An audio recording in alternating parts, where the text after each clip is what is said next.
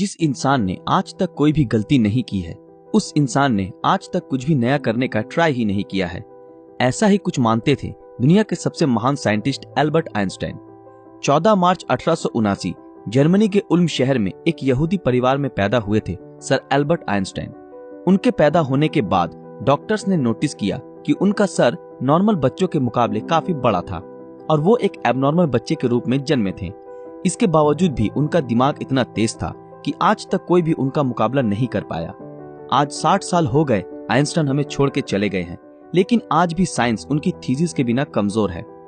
तो यही वजह है कि हर कोई उनके दिमाग के बारे में जानना चाहता है कि आखिर उनके ब्रेन में ऐसा क्या था जो कि उन्हें इस मुकाम तक लेकर आया कि आज उन्हें दुनिया भर में ग्रेटेस्ट साइंटिस्ट के नाम से जाना जाता है। क्या उनके ब्रेन में कोई सुपरनैचुरल पार्ट्स थी? तो आज हम इस वीडियो में इसी विषय के ऊपर चर्चा करेंगे। दरअसल जब एल्बर्ट आइंस्टाइन का जन्म हुआ था तब उनका सर किसी भी नॉर्मल बच्चे से ज्यादा बड़ा था। नॉर्मली बच्चे 1 या 2 साल की उम्र में बात करना सीख जाते हैं, लेकिन आइंस्टाइन 4 साल की उम्र तक बिल्कुल भी बात नहीं कर पाते थे। मगर एक दिन जब वो अपने माता पिता के साथ रात के खाने पर बैठे थे तो अचानक आइंस्टाइन ने कहा, सूप बहुत ही गर्म है। अपने बेटे को इस तरह एकदम साफ बोलता सुन उनके पेरेंट्स हैरान हो गए और खुश भी हुए। लेकिन बाद में जब उनसे पूछा गया कि अब तक तुम क्यों कुछ नहीं बोलते थे, तो आइंस्टाइन ने अजीब से जवाब दिया कि अब तक तो सब कुछ सही था। आइंस्टाइन के जीवन से जुड़े अजीबोगरीब किस्से यही नहीं रुके, बल्कि उनके बड़े होने पर भी उनकी कई ऐसी आदतें थी जिनके बारे में सुनकर हर कोई हैरान रह जाता है। जैसे कि एल्बर्ट आइंस्टाइन को डेट्स और फोन नंबर याद रखने में प्रॉब्लम होती थी, यहाँ तक कि उन्हें खुद का टेलीफोन नंबर भी याद नहीं रहता था। एक बार उनके एक सहकर्मी ने उनसे उनका फोन नंबर मांगा तो आइंस्टाइन उनके पास रखे टेलीफोन डायरेक्टरी में अपना नंबर ढूंढने लगे। ये देख के सहकर्मी ने चकित होकर बोला, आप अपना खुद का फोन नंबर क्यों याद नहीं रखते? तो आइंस्टाइन ने उनको कहा कि किसी ऐसी चीज को भला क्यों मैं याद रखूं जो मुझे किताबों में ढूंढने से मिल जाती है। आइंस्टाइन कभी भी जूतों के अंदर मोजे नहीं पहनते थे, क्योंकि उनकी टांगों की उंगलियां इतनी बड़ी थी कि बचपन में हमेशा टांगों की उंगलियों की वजह से मोजे में छेद हो जाते थे। इसलिए उन्होंने मोजा पहनना ही छोड़ दिया। यहाँ तक कि वो अपने जूतों के फीते भी दूसरों से बंधवाते थे, क्योंकि उन्हें जूते के फीते बांधना भी नहीं आता था। दोस्तों, आइंस्टाइन हमेशा कहते थे कि मेरे अंदर कोई खास चीज नहीं है, पर मैं तो केवल एक ऐसा इंसान हूँ जिसमें क्यूरियोसिटी कूट कूट कर भरी हुई है। लेकिन आपको ये जानकर हैरानी होगी कि आइंस्टाइन हमेशा से इतने बुद्धिमान नहीं थे, बल्कि वो बचपन में पढ़ाई में बहुत ही कमजोर थे। इसलिए बचपन में उनकी गिनती बेवकूफ बच्चों में की जाती थी। उनकी कुछ हरकतों की वजह से उन्हें कुछ लोगों ने तो शारीरिक रूप से विकलांग कहना भी शुरू कर दिया था।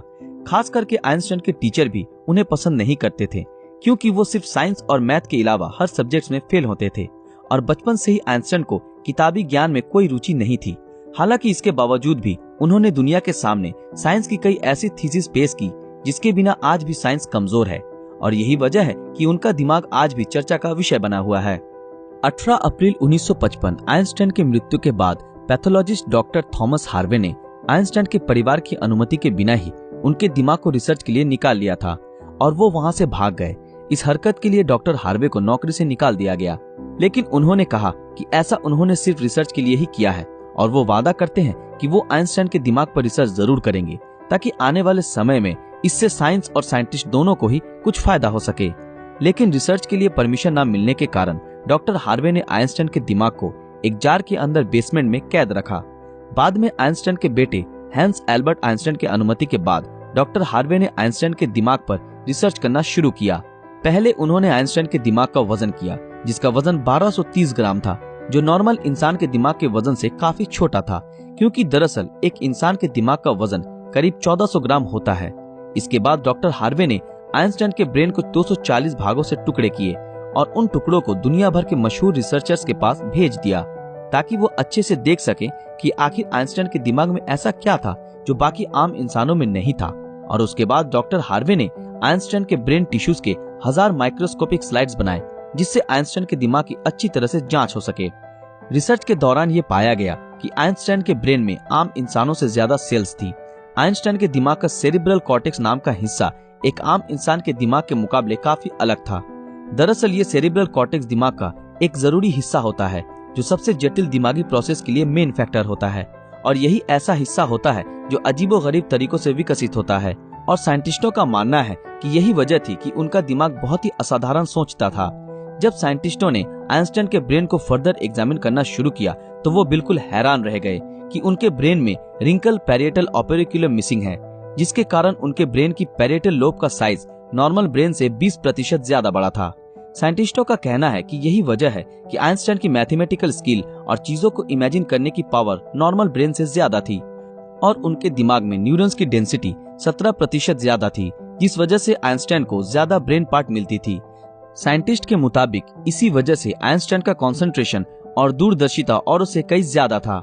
साइंटिस्ट कहते हैं कि आइंस्टाइन के ब्रेन में ज्यादा फोल्ड थी, जो उनकी इंटेलिजेंसी का और एक कारण था। आइंस्टाइन का दिमाग 46 टुकड़े के रूप में अमेरिका के फिलाडेल्फिया शहर के मटर म्यूजियम में प्रिजर्व किया गया है। दोस्तों, आज साइंस ने कितनी तरक्की कर ली है, लेकिन इसके बावजूद आज भी आइंस्टाइन के दिमाग और इंटेलिजेंसी एक पहेली बनी हुई है। लेकिन साइंटिस्टों को आशा है कि फ्यूचर में किसी बेहतरीन टेक्निक के जरिए आइंस्टाइन के दिमाग को और भी बेहतर तरीके से जानने में कामयाबी हासिल होगी। डॉक्टर थॉमस ने आइंस्टाइन के दिमाग के साथ जो कुछ भी किया, क्या वो सही था या गलत? इस बारे में आपकी राय हमें कमेंट में जरूर बताएं। दोस्तों, आज के लिए बस इतना ही। आशा करते हैं आप लोगों को ये वीडियो पसंद आया होगा। तो फिर मिलेंगे अगले वीडियो में ऐसे ही किसी मजेदार विषय के साथ। अगर आप ऐसे ही और वीडियो देखना चाहते हो तो हमारे इस चैनल को सब्सक्राइब करके बेल आइकन ऑन कर दें, ताकि जब भी कोई नया वीडियो आए आप तक नोटिफिकेशन पहुंच जाए। अगर ये वीडियो आप लोगों को अच्छा लगा तो इस वीडियो को लाइक, कमेंट और ज्यादा से ज्यादा शेयर जरूर करें। तो मिलते हैं आपके साथ अगले वीडियो में, तब तक के लिए शुक्रिया।